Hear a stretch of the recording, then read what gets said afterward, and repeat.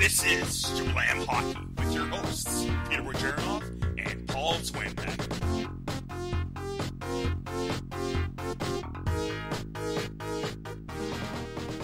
Welcome, folks, to this episode of Jablam Hockey. I'm your host, Peter Wojcicki.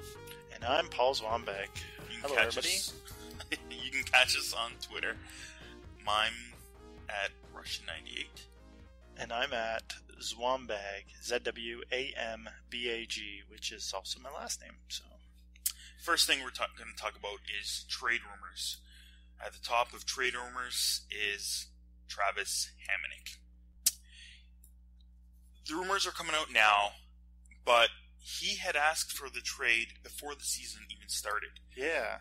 It was due to personal reasons, a family issue. That's what he said. And I kind of like this, that nobody is really going in and asking people these kind of things. Just like with the Blue Jays, when Loop was out, nobody really bothered him. Nobody asked, but we found out a little bit later. Yeah. That's good. I kind of like it that way. And he was asked right away what the family reason was, and he said, it's a family reason, that's all I'm saying. And I'm glad the media has just been like, okay, step back, let him have his moment. There must be something going on. None of us need to know about it. It is not for us to worry about.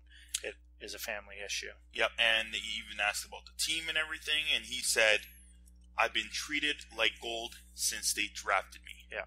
And that's good. And Travis, around the whole league, everybody knows he's a silent guy. He's a stud on the blue line, a great top four defenseman. He hits like a truck. He's a great team player. Load of minutes on his back. Plays and plays and plays. Yep. It's very good. So he requested a trade to Western Canada. That's a little specific to the story. Now, I recommend people to go look at last year. There was an episode of E60 on ESPN with Travis Hamonic. It was called In the Name of the Father, and this will tell you a little bit about the story, and I'll give you a brief synopsis. All right. Basically, when he was 9 years old, and he grew up on a farm, basically. His dad was a big farmer, and they all supported him. I believe he has two other brothers and a sister, and at the young age of 9 years old, he was woken up by his sister, and his dad was laid out on a stretcher and pulled away, and he grabbed his dad's hand, and that's the last memory that Travis has of his father, who passed away when he was 9 years old. Travis, if you look at him, when he's on the ice during the anthems, he'll always look in the top left corner, because that's where his dad always stood in every arena, especially in St. Malo in Manitoba. Growing up, his dad would always be in that corner. So it's a sad topic, and that's basically one of the reasons why he wants to go back home. And being a veteran now in the NHL, he's allowed that. Yes. That choice to do that. So moving on, he wants to get traded to Western Canada. Obviously, his hometown being in Manitoba, just south of Winnipeg. The first thing you would think would be to be traded to Winnipeg. The rumors are going around which team, where Edmonton needs a defenseman. People are talking about Darnell Nurse. Winnipeg, you got to go with a guy that people would think might be moved, and that's Dustin Byfuglien.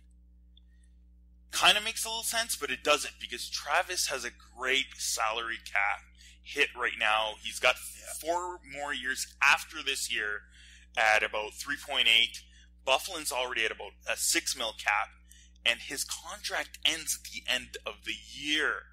He's going to be looking at more cap hit salary to whoever team he's going to next year. And again, flexibility of him re-signing on maybe getting traded to the Islanders is a question mark. Yeah. So we'll see what happens there. I think a good name that could be a possibility, I don't know what you think, Tyler Myers? What do you think? It's going to be a defenseman that goes back. The Islanders are not going to hamper themselves with getting rid of a top 4 defenseman, maybe even top 2 in their roster right now. so they need a defenseman back. They want another young kid. Travis is so great on the back end. He's so solid in his own zone. And they've got guys like Boychuk, yeah, and Letty, yeah, and guys like that who can play a bit of the rover and offensive minded. So losing a guy like Hamonic is going to be a big void for them. Yeah, and you need that kind of guy back. So Bufflin might be good, but he's not good in that position sense. Yeah. So Myers might be pretty good. And he's still a bit of a question mark on the Jets roster. Yeah. So Myers might be good, and then they might look for something else extra added or something like that. Or, but it might be a good position. And the Jets are probably going to be a good team to trade with. They got a lot of defenseman depth. Like Jacob Trouba could be an option. He's kind of died off in Winnipeg, not having the greatest year, but he's a guy. He's still young. He's still young. He's a guy that can fit. I don't think they're going to move Trouba out of all guys. No, but to get Hamonic, yeah, you would want a guy, especially when he's got that good cap hit. Yeah, yeah. To be on your team. Yeah, so it'll be interesting the next couple of weeks. It's odd that it comes out now when he's talked to the GM and the ownership way before the season started, and all of a sudden it comes out. It's like, why all of a sudden did it get leaked from? So I think somebody leaked all the insiders finally I think got on it. It's already been around, but now it's been leaked. And somebody that just doesn't have they want the first story. They want the breaking story, whereas just let it go, let it happen. It's such a touchy subject. And I didn't know about the ESPN E60 that you were talking about, which it's a great story. Sounds phenomenal. I'm going to look for it. I'm going to try and find it. Yeah, it's good. Have a look at it now that you've mentioned it to me. So, yeah, go check it out as well. All right, let's go to Team ISO. This week, we're Team ISOing the Columbus Blue Jackets. Yes. So they started the season 0-7. Yes. Fired the coach, brought in Torts, who everybody loves. Torts. I know you love Torts. I do. Yeah. I do. Why wouldn't you love him? He tells it like it is. Yeah. That's why I love him. See, I like him in the media. I don't like him as a coach. I like him in the media. He's got great sound bites. Yeah, and he says it as it is. There's nothing hidden in his game. Yeah. He just lets him have it. So let's go first to predictions. We've got these, forecaster. They're saying they're going to be second in the Metropolitan. They've got Hockey News. They're saying they're going to be third or fourth in the Metropolitan. I had them outside looking in, going into the playoffs by the end of the season. 9th, 10th. Where'd you have them? I had them in a wild spot. You did? You had them going in? Yeah, because they are a well-working team. They have the energy. They play hard. I watch a lot of Pittsburgh Penguins because I'm a fan of the Pittsburgh Penguins, and they play so hard against the Penguins, against their own division. And I thought they were going to take that next step to be a normal playoff team. You always see them in the playoffs. And they got off to a horrible start. But with Tortorella, they've changed it. Yeah. But they're 8-7 with Tortorella. Yeah. So they're still just at one game above 500. Would still, if they started the season with Tortorella, they would still be outside looking in. Yeah. Even if they had, Tortorella as a coach. Yeah, they started 4-3 rather than 0-7. They would still be 12-10. They'd still be outside looking in. Yeah. So I don't see it at all. But again, hasn't been playing well. He hasn't. And that's the reason why 2 seasons ago they made the playoffs and they made that good run. Yeah. He was Vezina caliber, obviously. So and then they had a good team. But right now, if you look on paper, if you look at even in my opinion, the salary cap management, it's not good. You got guys that are making 4.7 on this team or higher that are, in my opinion, third line role players. Yeah. Maybe a Hartnell, Dubinsky, David Clarkson. The list goes on. Ryan Johansson isn't in those top 5. And then in his next contract, he's going to be making them even higher. So that's the struggle with this team. If you put them on any other team, like a contender, like the Hawks or the Blues or the Habs, they won't be making that much money because of the small market. They kind of have to overpay players. Yeah, and they've had to buy in free agency. That's no way to build a team. You draft a team to compete. You don't buy a team to compete. And they haven't had many draft picks pan out. No. Nikita Filatov really set them back. They thought he was going to be a gem, and he, as much as Doug McLean loved saying how much he loved the guy, he hurt the team quite a bit. They had a good pick in Voracek, though. Yeah, well, he's not there No, anymore. they also had a captain that wanted out desperately. So, yep. For some reason, players don't want to play in Columbus. They seem to have a pretty good following and with fans. They have that ginormous cannon that goes off that scares the crap out of the whole attendance. I went to the game, Chicago versus Columbus. I thought it was a pretty good game. It was entertaining. Like you said, the Blue Jackets fight for their ice. Yeah. And it was great. But it was a 1-0 shootout win by the Hawks. So I never got to hear this. Didn't even get the cannon. That's too bad. The cannon, oh my God. I can't believe I missed it. Yeah. They brought in Saad in the offseason. And overpaid. They had to overpay. He was the big get in the offseason. And still nothing. And he's playing all right. You can't expect guys like Assad to come in and change the whole everything, and people project this team to be second in their division. In my mind, it's ridiculous. Yeah. And Nick Foligno had a great season last year. He's not playing that well this year. Career season. So. Yeah, so you can't expect this to keep it going. You can't expect the next level to just keep on going. Like the Blue Jays expecting a little bit of down season next year because so many players stepped up their game. Almost everybody. So that's what happens. They just can't keep on going up. You're going to need guys to fill in, and with the Blue Jackets, it's not happening. No, and how do you project a team to finish second, third, fourth so high with that defense? Yeah. The defense is not a second, third, fourth contending team. Yep. It's rough there. Like Ryan Murray, he's a stud defenseman, and he probably will be. But it's going to take a few seasons of experience to become an actual 1-2 defenseman. Yeah, and we've said it before with a bunch of these young guys. The defensemen take a lot longer to learn the game, the NHL game. There's very few that come out of the draft and just are set for 1, 2, 3, 4 spots in the defense corps. They take a few years, play them in the AHL, get them to get their confidence, get their legs under them, know how to go up against these men. These are 18, 19-year-olds coming out of the draft, and they're playing against men, big, dominant men. So Ryan Murray, yes, he's going to be a really good defenseman. Yeah. Not yet. It takes a couple of seasons. Yes. Look at their spot on the team this year. It's Boone Jenner. He's playing terrific. Yeah. But it's taken him a couple of seasons. This is, I think, his third NHL season. I think he was injured a little bit last year. But now he's playing very well. Yeah. And that's a bright spot on this team. Yeah. What other prospects do they have coming in for this team that you think are going to be pretty good, Paul? They have a lot of guys in their farm system rather than playing in the junior ranks. They have a lot of guys playing in Lake Erie Monsters, their AHL team. Okay. A load of goalies. Like, they have Bobrovsky leading their core. They have their career backup in McElhaney. Anton Forsberg could easily be in a backup role, but they want to play him. They want him to get his minutes in. Mm-hmm.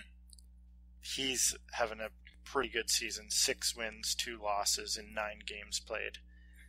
And the other guy playing in Lake Erie is Jonas Korpisalo, drafted in round 3, number 62 overall in 2012. So he's growing up. 4 wins, 2 losses, 1.9 goals against average, 939 save percent. A lot of goalies. These 2 guys are competing in Lake Erie, and they're both getting time, which is great to see. That's what you want in a young goalie. And then they have a guy playing in the Swedish Hockey League, Oscar Dansk. He was over here in Yeah. training camp. You probably heard Dansk before. Yeah.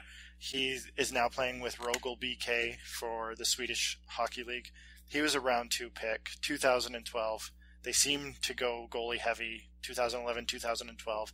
That's when they didn't have a goalie in their system. Before Bobrovsky came Yeah. from Philly. And then they got Bobrovsky, and now they have these guys growing. And goalies take so much longer. There's very few, just like defensemen, that come out of the draft and are ready to go.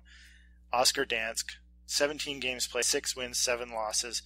Rogel is not a great team. They're about a 500 team, so that's So why what's the save percentage? his save percentage is .918. That's pretty so good. That's not too bad. And goals against average 2.33. So that's pretty good. Let's move on to a defenseman, Zach Werenski. This guy's going to take a long time to develop. He's probably 3 to 4 years away. University of Michigan, first round, 8th overall. He was picked this past year.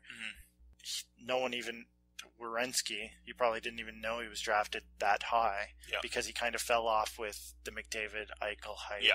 Noah Hannafin was there. Werenski was right with Noah Hannafin. Noah Hannafin is playing in Carolina right now. Already. This Just brought him up. kid went the NCAA route. The NCAA always take longer to develop. They play less games. Not as high compete level. Coaching's a little bit different, but usually NCAA defensemen come out pretty strong. They're not going to dominate. They're just going to be a steady defenseman. Couple wingers. Oliver Bjorkstrand plays for Lake Erie this year. Round 3, number 89 overall. He could have made the team this year. But they went out and got Brandon Saad, so everybody takes their step down. He's a right winger. They're in no rush with this kid. He could have easily came out of camp and played, but they want him to get his confidence in the AHL. So Bjorkstrand's the guy they're going to develop. Kirby Reichel's up and down. He's got the two-way clause that he can come up and down all season. He should be pretty good, though. Round 1, 19th overall. Warren Reichel's kid. He's been playing with Columbus past 3 to 5 games so far, so he's having a pretty good season. Sonny Milano, another first-round pick from 2014. They're number 16 overall. He's playing in Lake Erie. All these guys, the Lake Erie Monsters, have a pretty decent team. Milano also played for the Americans in the World Juniors. Yes, right? yep. Yes. And this year he's got 3 goals, 4 assists, so he's not lighting it up by any means, but scoring 7 points as a young kid in the AHL is pretty good. So those are the main prospects. Right now, it's definitely goalie heavy. They have a good, solid goaltending core to build for the future. So the team works hard. They play well. I don't think they're going to make the playoffs this year. It looks like they won't now. Yeah. Because of the hole that they've made themselves, even though Tortorella is kind of turning it around. Yep. Maybe next year. We'll see. Maybe. With these prospects, they're all pretty good. But top-heavy in talent, not so much. Not so much. Goaltending, maybe. Yeah. Forwards, defensemen, not so much. So Yeah. we'll see what happens with Columbus. Yeah. Moving on. First, I want to say a little bit about the waiver wire, which happened a couple of days ago now. For the Detroit Red Wings, Landon Ferraro got picked up by the Bruins. Yes. That's pretty crazy. We Yeah. all know Ray Ferraro is a commentator. He just commentated on his son a few days ago, about a week ago now, on the Red Wings. And you were saying... And then he got hurt. He left the game. That's Ray rough. Ferraro was not quite on his game like he normally is.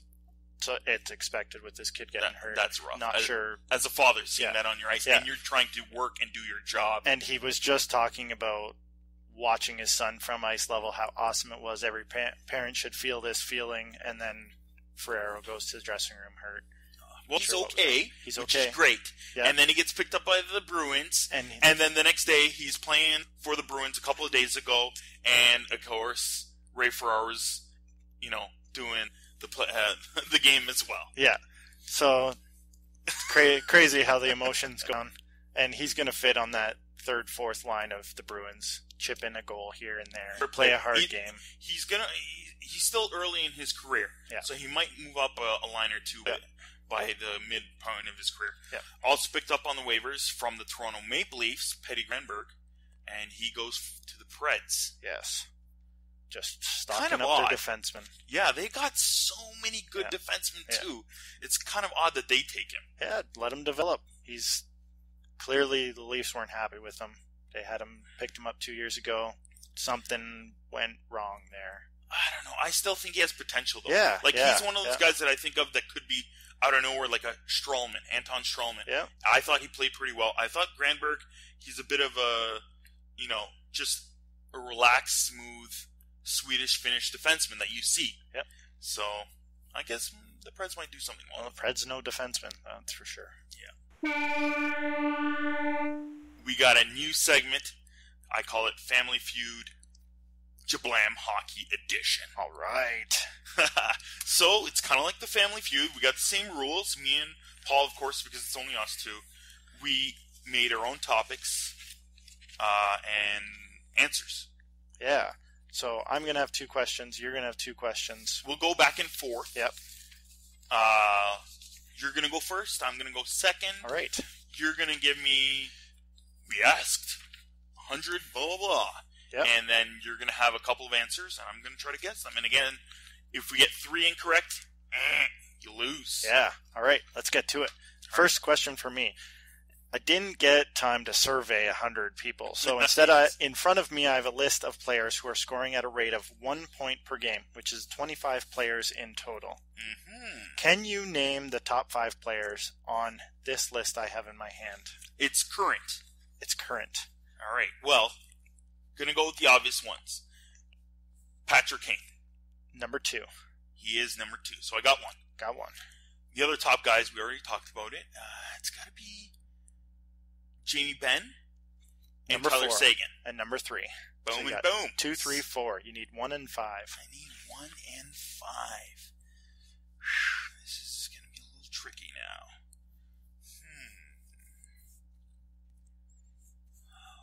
Dallas playing so well that is Klingberg a part of this?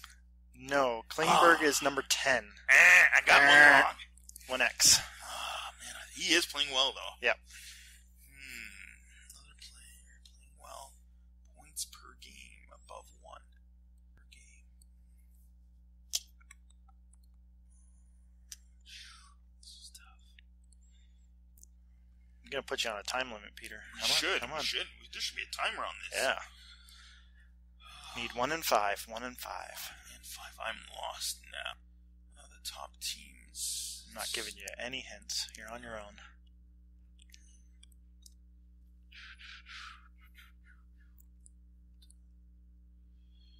Come on.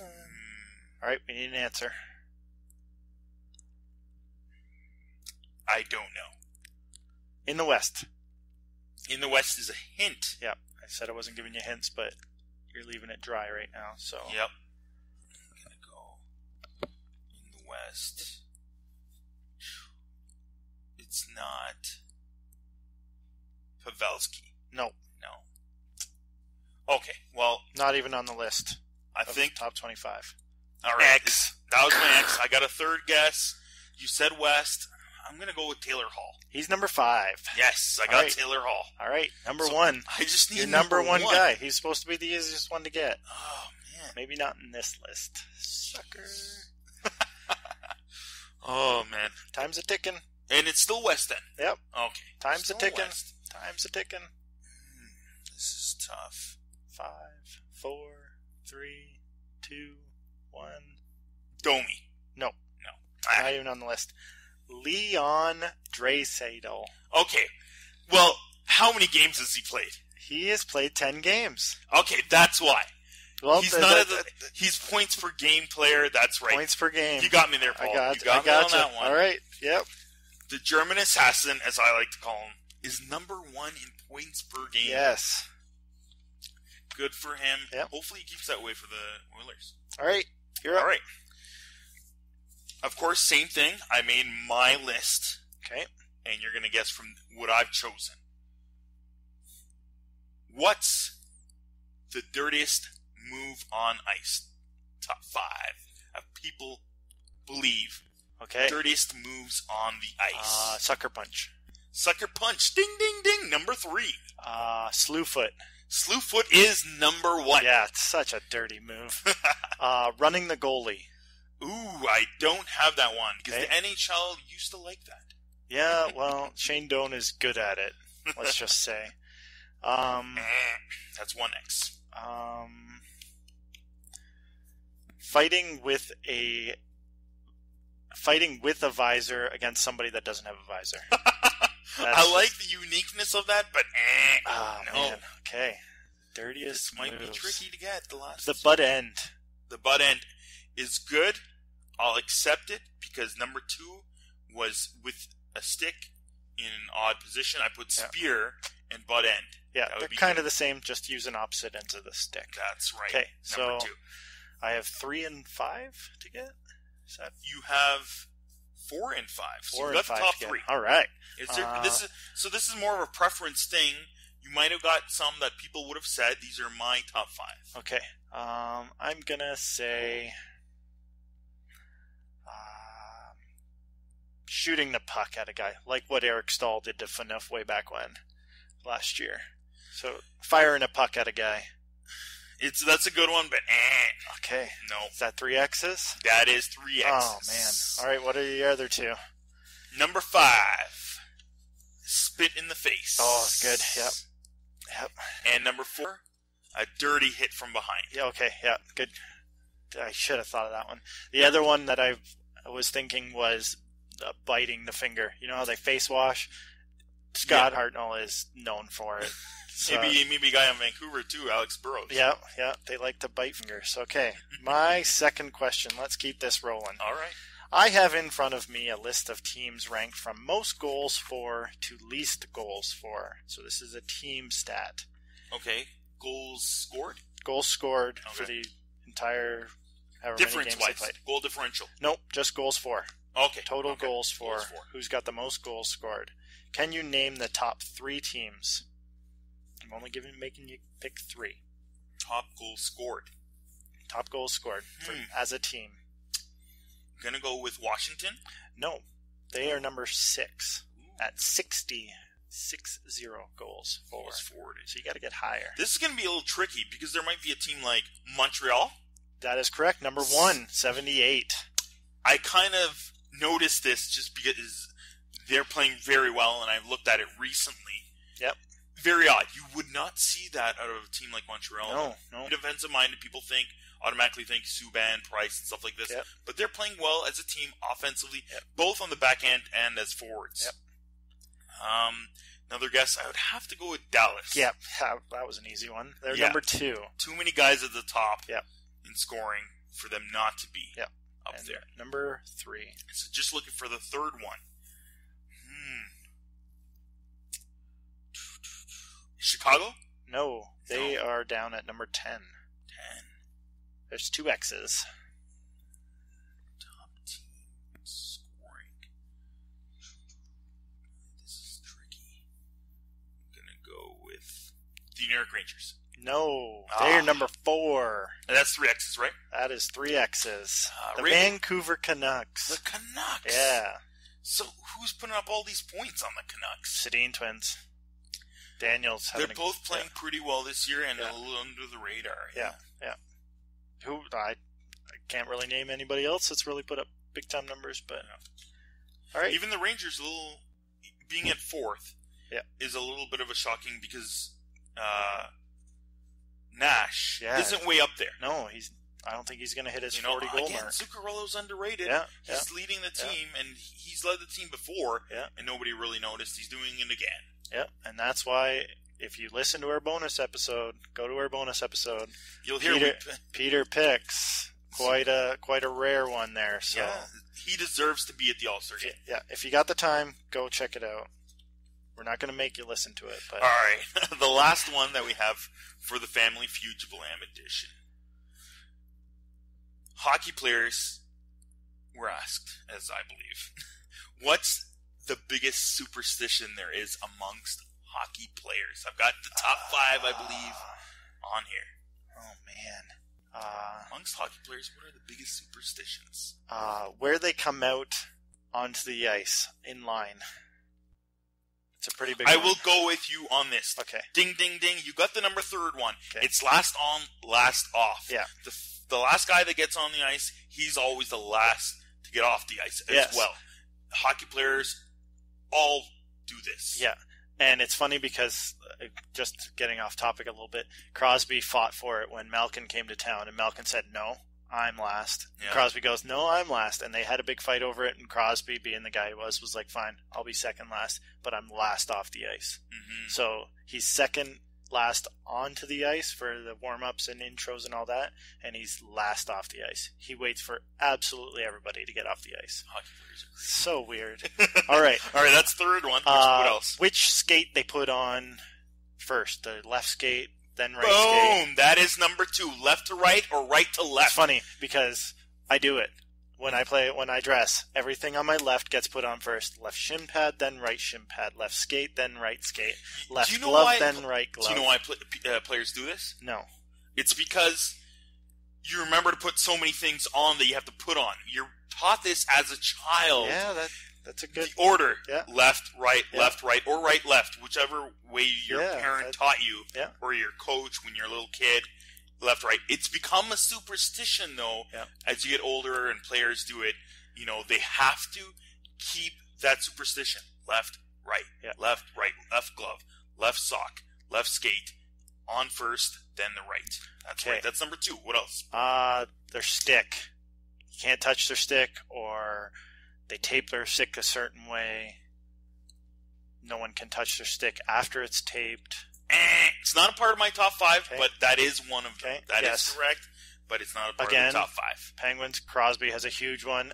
If his stick is taped, not allowed to touch it. Mm-hmm. Mm-hmm. If it's not taped, go ahead and touch it. As soon as he tapes that stick, it's his. No touching his stick. Yeah, a lot of players have the whole taping the stick. Yeah.